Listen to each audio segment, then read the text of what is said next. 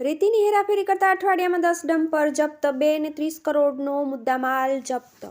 Royalty pass વગર અને overloaded ગેરકાયદેર ભૂસ્તર તંત્ર દ્વારા 2.5 મહિનામાં રેતી માટીની બિનઅધિકૃત ખનન, વહન કે સંગ્રહના 103 કેસ, 79.3 લાખની વસૂલાત. ગાંધીનગર ભૂસ્તર તંત્ર દ્વારા રેતી ચોરોને પકડવા માટે નદીના પટની સાથે હવે રોડ હાઈવે ઉપર પણ ચેકિંગ શરૂ કર્યું છે, જ્યાં રોયલ્ટી પાસ વગર ઓવરલોડેડ માટી રેતીની હેરાફેરી કરતા ડમ્પરો પણ પકડવામાં આવી રહ્યા છે. છેલ્લા એક અઠવાડિયામાં 10 ડમ્પર પકડીને કુલ 2.30 કરોડ રૂપિયાનો દંડ પણ ફટકારવામાં આવ્યો છે. એટલું જ નહીં, જપ્ત કરેલા વાહનોના માલિકો સામે પણ કાયદેસરની તથા વધુ દંડનીય કાર્યવાહી કરવામાં આવશે.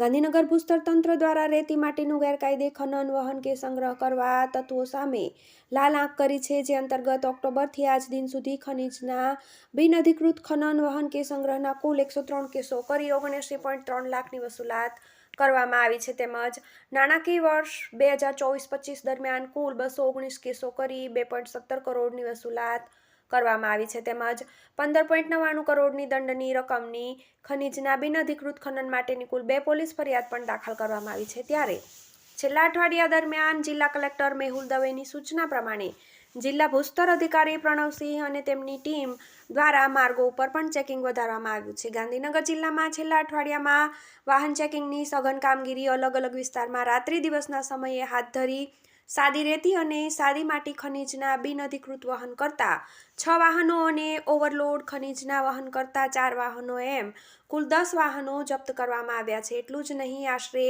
2.30 કરોડનો મુદ્દામાલ પણ જપ્ત કરવામાં આવ્યો છે. આ જપ્ત કરેલા વાહનોના વાહન માલિકો વિરુદ્ધ ગુજરાત મિનરલ નિયમો હેઠળ દંડનીય કાર્યવાહી પણ કરવામાં આવશે. TV18 news, Gandhinagar.